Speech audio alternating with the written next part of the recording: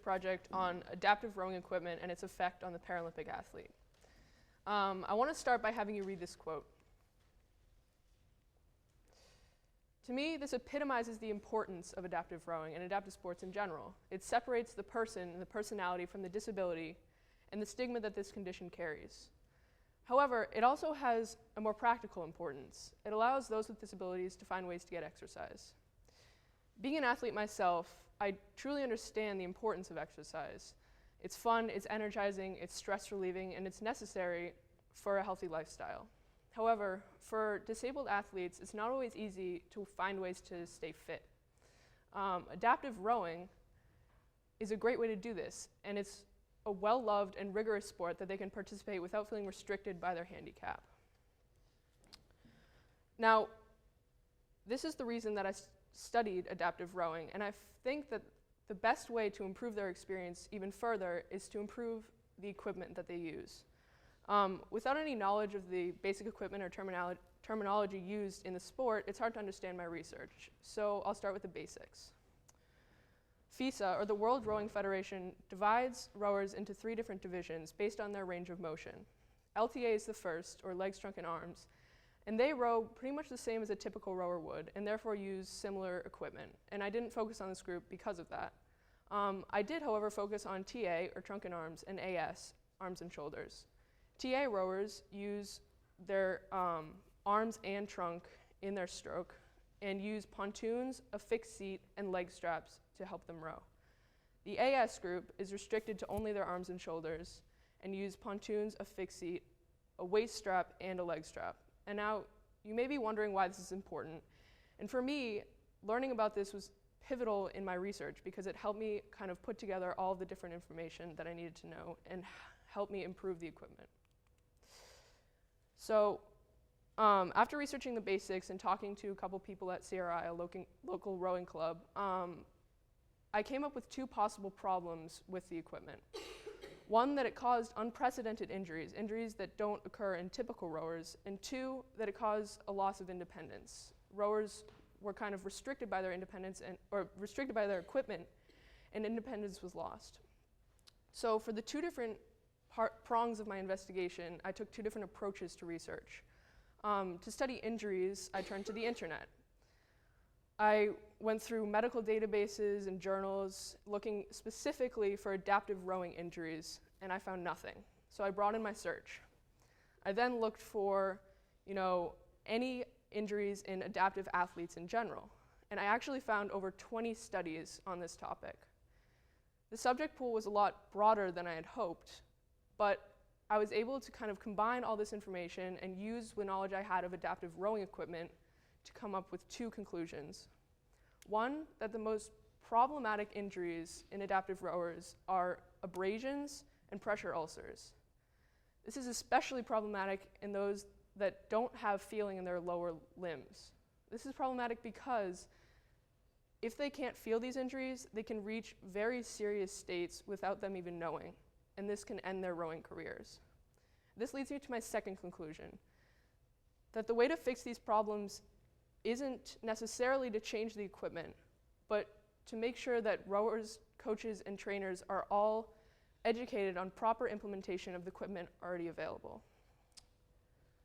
For the second part of my research, the loss of independence part of my research, I had turned to 2 different sources. 1, a failed survey, and 2, my volunteering experience. Now, obviously, one of these was more helpful than the other, but I learned things from both of them. To start with my survey, it was kind of a tough experience. About a month and a half ago, we were given the assignment to create a survey to help with our primary research. And I was really excited about this because I needed this for the second part of my research. So I wrote 2. I wrote 1 for adaptive athletes and 1 for adaptive coaches, asking them about the injuries they had, the disability they had, what other problems they see, and whether they think that the equipment is restricting their independence. About 2 weeks later, I got a response from one of the coaches saying that this wasn't really appropriate to give to the athletes because it was too much of a confidentiality issue. So I modified it. I changed it to just give to the coaches, and I didn't ask at all about the disabilities that their rowers had. So I thought this would be okay, and I thought I would still get a decent amount of results back. But about a week before the deadline for my paper, I got no results. And the deadline for my paper rolled by, and I still had no results. At first, I was really frustrated. I wondered why they hadn't given me any responses. I mean, my cause was good, like I wanted to help them, and I still got nothing back from them. But then I realized that this was a great learning experience. This is what the real world is like. It's not always going to turn out how you want it to be, and you have to modify your expectations to the circumstance. So, after this failed experience, I had to turn to my volunteering to get the ideas I needed. And I did, which I was very lucky for. So the first idea I had was this. I realized through volunteering that one of the biggest issues for adaptive rowers is getting into the boat. The volunteers always have to hold the boat. They can get in this themselves once you hold the boat for them, so it just has to be sturdy. So I came up with this idea. Up on the right, your left, is a spare pontoon bracket.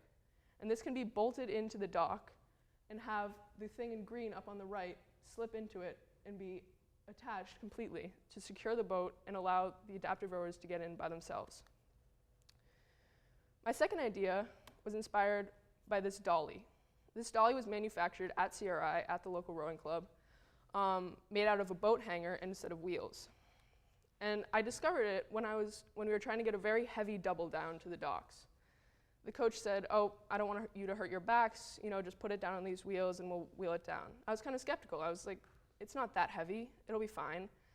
It turned out that this was so much easier. You barely had to touch it with your finger to get it down to the dock. And so I thought, if this is so easy for us, why can't we just modify this equipment and allow the adaptive rowers to take it down by themselves? And I came up with this. By attaching straps to where the boat would be resting on the dolly to prevent it from sliding back and forth, and welding a rod and straps onto the end of it to attach to the handles of a wheelchair or the waist of someone on crutches, the adaptive rower could take the boat down to the dock just as a typical rower would. Now, if it hadn't been for my volunteering experience, I wouldn't have come up with any of these ideas. However, I learned a lot more than just rowing equipment from volunteering. I learned what it means to be helpful. The first is that you need to be assertive. You can't just stand there hoping that someone is going to tell you what to do or where to be, like a puppy on a leash. You have to actually jump in and do what you think needs to be done. You can't wait for someone to tell you. The second thing is that you need to talk. You need to get to know the people that you're helping in order to actually help them. And I don't mean just jump in and ask the probing questions that you want to get answered, but if you simply ask them, how's your day? How are you doing? Can I help you with that? You'll transform from a helpful stranger into a thoughtful friend. And with this transition, you will open up to them, and they can open up to you, and they can confide in you knowing that you have their best interest in mind. Without getting to know them, you can't find problems, and you can't find solutions. Now, if I were to leave you with one thing, it would be to volunteer whenever and wherever possible. Not because you have to or you feel forced to, but because you want to. If you do it with a willing and open mind, you become a more thoughtful and assertive person and someone who can really make a difference in the world. Thank you.